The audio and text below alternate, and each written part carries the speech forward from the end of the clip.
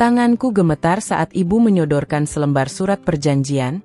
Aku harus menikah dengan pria Jepang berusia 60 tahun, kaya raya, tapi lumpuh seumur hidupnya. Demi apa? Demi hutang 500 juta yang bukan aku yang pakai, tapi ibuku. Aku menangis, berontak. Tapi semua orang bilang, ini jalan hidupmu sekarang, Reina. Sebelum lanjut, jangan lupa absen dulu di kolom komen dari kota mana Anda menonton video ini. Dan pasti jangan lupa subscribe dulu. Saya doakan yang sudah klik subscribe rezekinya lancar. Amin. Namaku Reina, 22 tahun. Hidupku sederhana. Aku bekerja sebagai kasir di sebuah toko swalayan kecil di Jakarta. Setiap hari, gajiku habis untuk membantu ibuku yang sudah lama menjanda.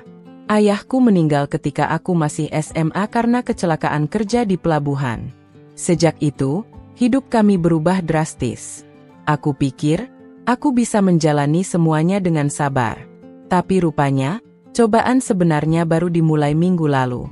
Saat ibu tiba-tiba memintaku duduk di ruang tamu dengan wajah serius dan mata sembab.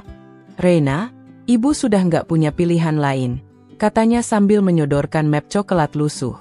Tanganku gemetar saat kubuka map itu. Sebuah surat perjanjian dalam bahasa Indonesia dan Jepang tertera di sana, dengan kop perusahaan besar bertuliskan Kazuki Corporation. Ini apa, Bu? Tanyaku panik. Itu, surat perjanjian pernikahanmu dengan Tuan Hiroshi Kazuki. Duniaku seketika runtuh. Hiroshi Kazuki, seorang pengusaha properti asal Jepang, berusia 60 tahun, pemilik lebih dari 30 hotel dan resort mewah di Asia Tenggara. Tapi, dia lumpuh, tidak bisa berjalan sejak kecelakaan 3 tahun lalu. Dan, duda tanpa anak. Aku menatap ibu dengan napas tercekat. Bu, aku nggak kenal dia. Aku masih muda, kenapa harus aku? Ibu menangis, menggenggam tanganku erat. Hutang ibu menumpuk. Nah, totalnya hampir 500 juta. Kalau kamu menikah dengannya, semua lunas. Bukan cuma lunas, kamu bisa hidup enak. Dia hanya butuh pendamping, bukan cinta. Tuan Hiroshi bahkan tidak bisa melakukan apa-apa. Reina, kamu hanya perlu mendampinginya sebagai istri. Hatiku tercabik-cabik. Aku berlari ke kamar, mengunci pintu, dan menangis sejadi-jadinya. Aku merasa dijual oleh ibu kandungku sendiri. Tapi malam itu, aku menyadari satu hal. Kalau aku tidak setuju, debt collector akan datang. Aku dengar mereka mulai mengancam dan mengganggu tetangga. 3 hari aku diam, menghindari mata ibu. Sampai akhirnya, aku duduk diam di meja makan dan berkata lirih. Baik, aku akan menikah dengannya. Ibu menangis, kali ini bukan karena sedih, tapi karena lega. Dan itulah awal dari semuanya. Dalam waktu seminggu, aku akan diterbangkan ke Kyoto, Jepang, untuk tinggal di villa mewah milik Tuan Hiroshi Kazuki. Seorang pria asing yang katanya, hidupnya tinggal menunggu waktu, tapi hartanya tidak akan habis 7 turunan. Tapi, ada yang ibu sembunyikan dariku. Sesuatu yang baru akan ku tahu, saat kaki pertamaku menginjakkan tanah Jepang. 7 hari kemudian, aku tiba di Bandara Internasional Kansai. Udara Jepang yang dingin bulan Maret menusuk hingga ke tulang. Aku memakai coat panjang pemberian ibu, menggenggam erat koper kecil yang berisi seluruh hidupku. Seorang pria Jepang berdasi hitam sudah menunggu dengan papan bertuliskan namaku, Miss Reina. Ia membungkuk dalam-dalam. Saya Matsuda, asisten pribadi Tuan Hiroshi. Mari, saya antar Anda ke villa. Perjalanan menuju villa Kazuki terasa seperti mimpi buruk yang dibungkus keindahan. Kyoto begitu cantik, penuh bunga sakura dan bangunan tradisional. Tapi hatiku beku. Mobil berhenti di depan sebuah rumah besar bergaya arsitektur Jepang klasik, dengan taman zen dan kolam ikan koi. Villa itu sunyi. Terlalu sunyi. Saat pintu utama dibuka, aroma kayu tua dan dupa menyambutku. Lalu datanglah suara kursi roda yang berdecit perlahan. Dia muncul. Tuan Hiroshi Kazuki. Kulitnya putih pucat, rambutnya sudah memutih semua, tapi rapi disisir ke belakang. Wajahnya tenang, tatapannya tajam. Mata itu, mata seorang pria yang telah melihat begitu banyak dunia, kekuasaan, dan kehilangan. Dia tidak tersenyum. Hanya menatapku dari ujung kepala hingga kaki, seolah menilai sebuah lukisan yang tak dia pesan. "Kamu Reina?" tanyanya dalam bahasa Indonesia yang kaku namun jelas. Aku menunduk. "Ya, Tuan." Dia tak membalas. Hanya memutar kursi rodanya pelan, lalu berkata datar, "Matsuda, tunjukkan kamarnya. Dia belum perlu apa-apa malam ini." Aku mengikuti Matsuda ke lantai 2. Anehnya, tidak ada lift, hanya tangga. Matsuda menjelaskan bahwa lantai 2 hanya untuk tamu, dan aku tidak boleh ke kamar Hiroshi tanpa izin. Kamar itu mewah, terlalu mewah untuk orang sepertiku. Kasur empuk, jendela menghadap taman bambu, dan lemari penuh kimono mahal. Tapi semuanya terasa dingin. Tidak ada cinta, tidak ada sambutan hangat. Malam itu aku menangis lagi. Di tempat tidur empuk yang tidak bisa memberiku pelukan, aku menatap langit-langit dan bertanya, apa yang sedang kulakukan di sini? Keesokan harinya, pernikahan berlangsung sederhana.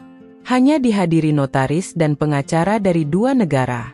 Aku mengenakan kimono putih yang disiapkan Matsuda.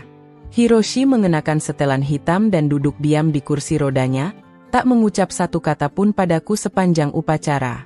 Setelah menandatangani surat, Hiroshi hanya berkata, "Mulai sekarang, kamu adalah istri saya. Tapi jangan pernah berpikir bahwa kamu bisa mencuri hati saya." Aku menelan ludah. Tidak tahu harus membalas atau hanya diam. Malam pertama, jangan harap. Aku tidur sendirian. Bahkan suaranya pun tak terdengar sampai keesokan harinya. Namun, di hari ketiga setelah pernikahan, sebuah kejadian aneh terjadi. Aku melihat Hiroshi berdiri. Ya, dia berdiri di taman belakang. Tapi bukankah dia lumpuh? Jantungku berdegup kencang. Tangan menggenggam tirai. Dan dalam diam, aku mulai sadar, aku telah menikah dengan pria penuh rahasia. Tubuhku membeku di balik tirai. Dari jendela kamarku yang terbuka sedikit, aku jelas melihat Hiroshi berdiri di taman. Bukan cuma berdiri, dia berjalan perlahan. Langkahnya memang kaku dan lambat, tapi jelas itu bukan gerakan orang lumpuh. Jantungku berdegup sekeras-kerasnya. Aku buru-buru menarik tirai dan mundur. Tanganku gemetar. Apakah aku salah lihat? Atau mungkin ini mimpi? Tidak, itu terlalu nyata. Kupikir Hiroshi Kazuki benar-benar lumpuh. Itu alasan utama kenapa dia mencari istri, kontrak, dari Indonesia, dengan janji semua hutang keluargaku lunas. Tapi kalau dia bisa berdiri, kalau dia bisa berjalan, kenapa dia membohongi semua orang? Hari itu aku tak berani keluar kamar.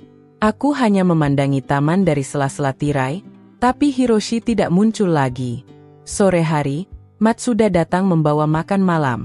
Aku memberanikan diri bertanya, "Tuan Hiroshi, dia benar-benar lumpuh, kan?" Matsuda menoleh padaku.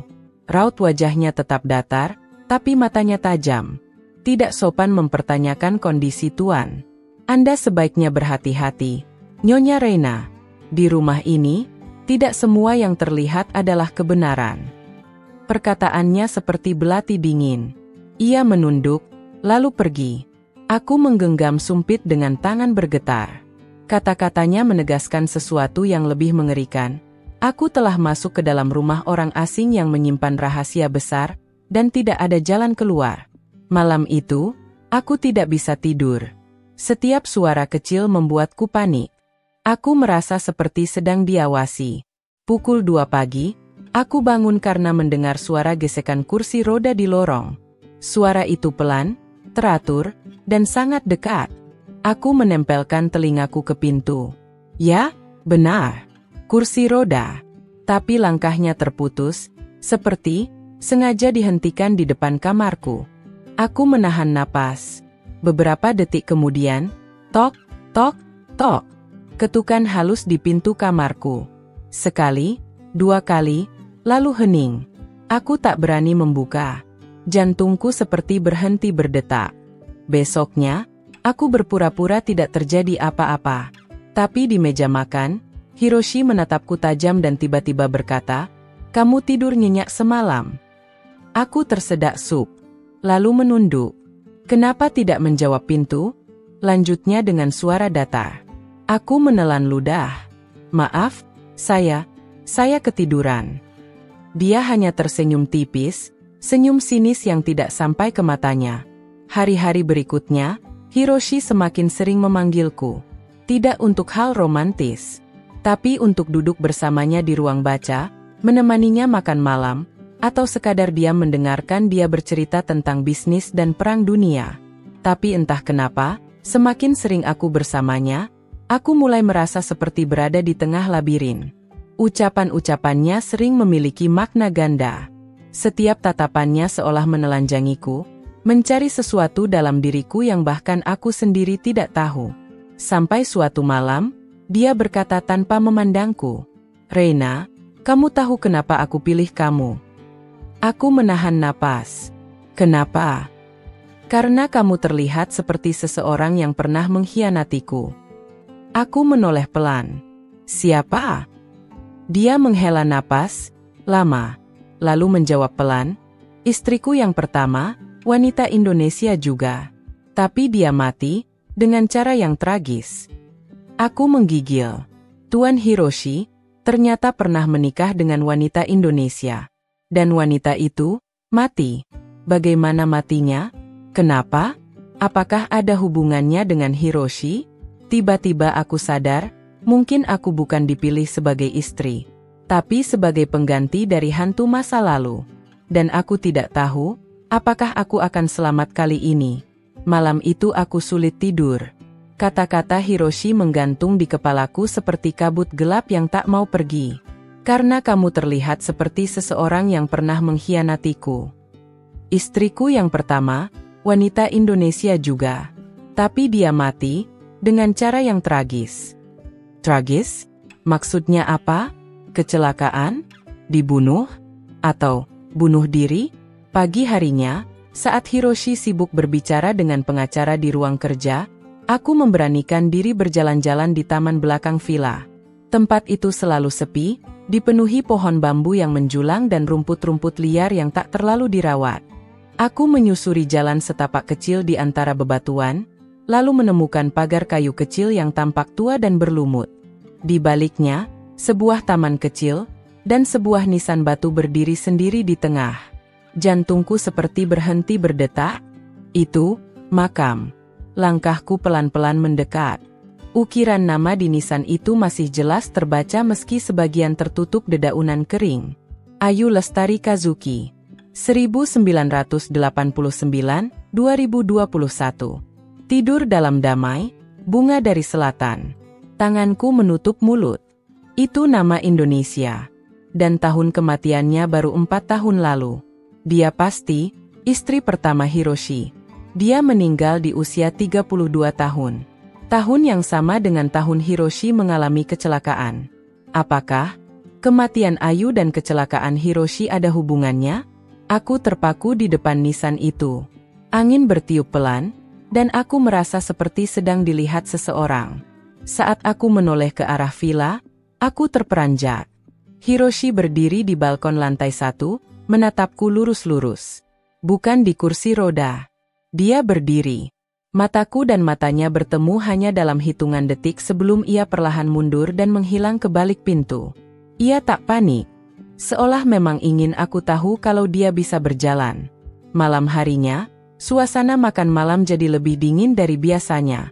Hiroshi tidak bicara sepatah kata pun. Hanya makan dengan tenang, lalu menyandarkan tubuh di kursi rodanya, menatapku. "Apa kamu ke taman belakang hari ini?" tanyanya pelan. Aku menegang. "Iya, hanya jalan-jalan."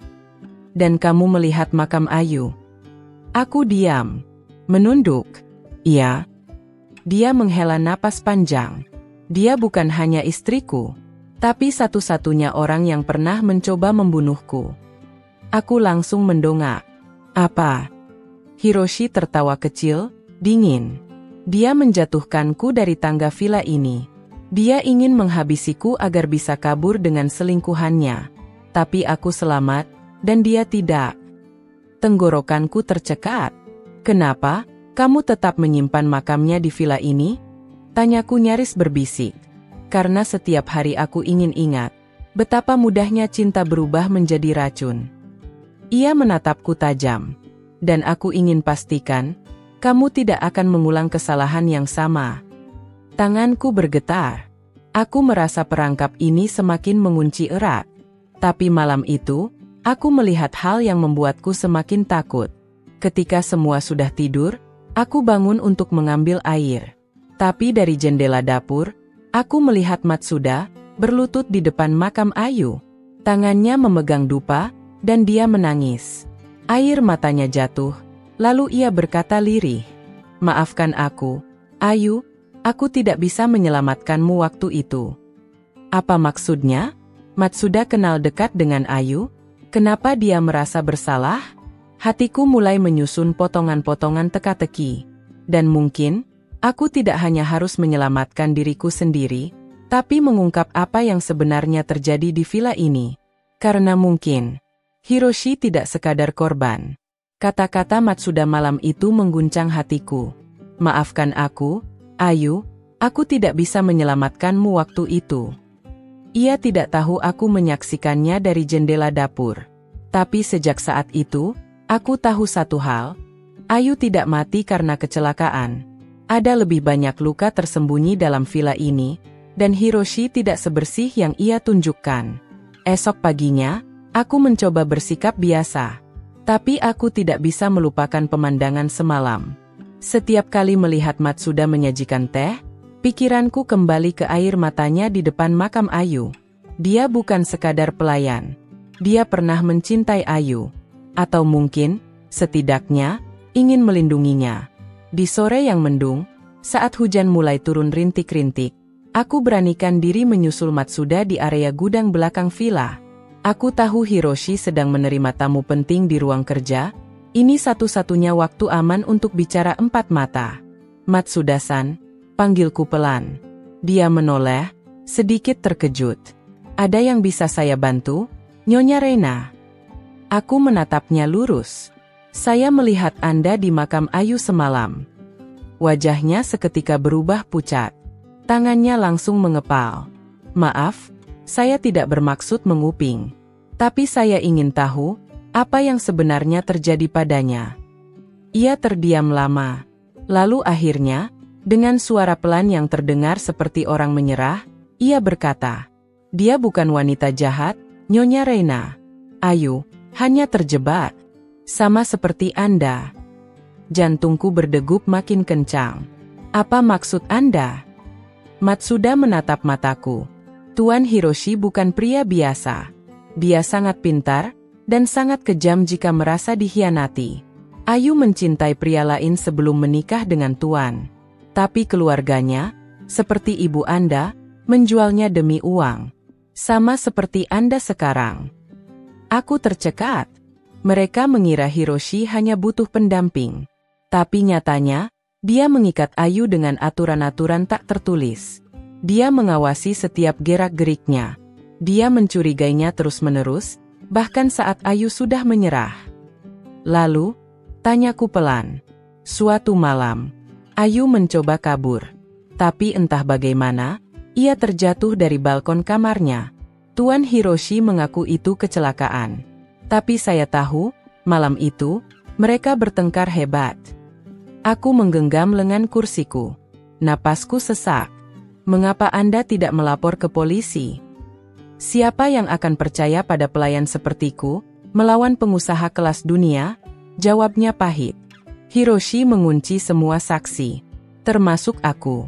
Dia menyuap, mengancam, dan menghapus bukti.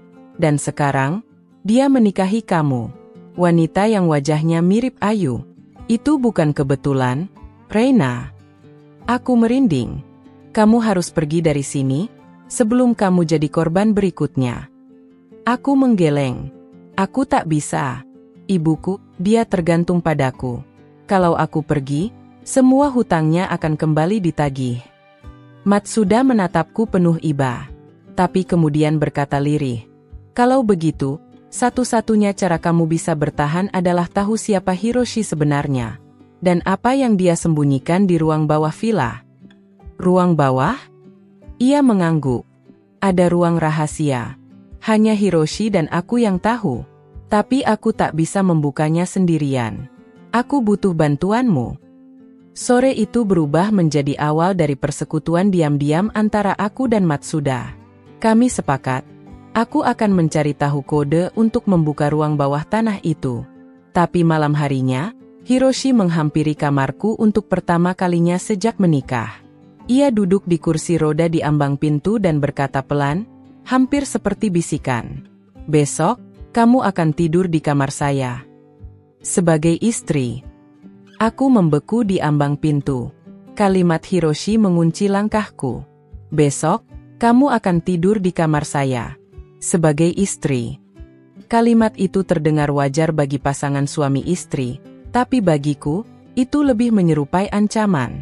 Keesokan malam, aku berdiri di depan kamar Hiroshi. Tangan gemetar memegang gagang pintu. Di dalam, suasananya remang dengan lampu-lampu gantung yang terlalu kuno dan tirai beludru gelap yang menggantung berat seperti penjara. Dia duduk di sisi tempat tidur, masih dengan kursi rodanya. Matanya menatapku seperti menembus kulit dan tulangku. Masuklah. Aku melangkah perlahan. Setiap inci ruangan ini terasa dingin dan sunyi. Bukan seperti kamar tidur, tapi ruang interogasi yang tersamar. Aku tidak akan menyentuhmu, katanya tiba-tiba. Bukan itu maksudku. Aku menoleh cepat. Lalu, aku hanya ingin kau tidur di sini, dekat denganku. Karena aku tidak percaya pada siapapun. Dan aku ingin tahu, apakah kamu berbeda dari Ayu? Jantungku berdebar. Kata-katanya selalu memiliki dua makna, dan malam itu, aku tahu, aku sedang diuji. Kami tidur di sisi yang berbeda dari ranjang super king size itu. Dia tidak menyentuhku. Tapi aku tidak bisa tidur. Aku hanya berpura-pura memejamkan mata, tubuhku tegang dan waspada. Tengah malam, aku terbangun karena suara detik jam dinding yang terdengar terlalu keras. Hiroshi masih di sisi lain tempat tidur, tapi kursi rodanya tidak ada. Aku menoleh cepat, dan mataku menangkap siluetnya, berdiri di depan jendela. Ya, dia berdiri. Seperti malam-malam sebelumnya. Kali ini, jelas sekali, dia berbohong soal kelumpuhannya. Aku menahan napas. Lalu perlahan menutup mata kembali, pura-pura tidur. Detik demi detik berlalu dalam kegelapan. Sampai kudengar suara langkah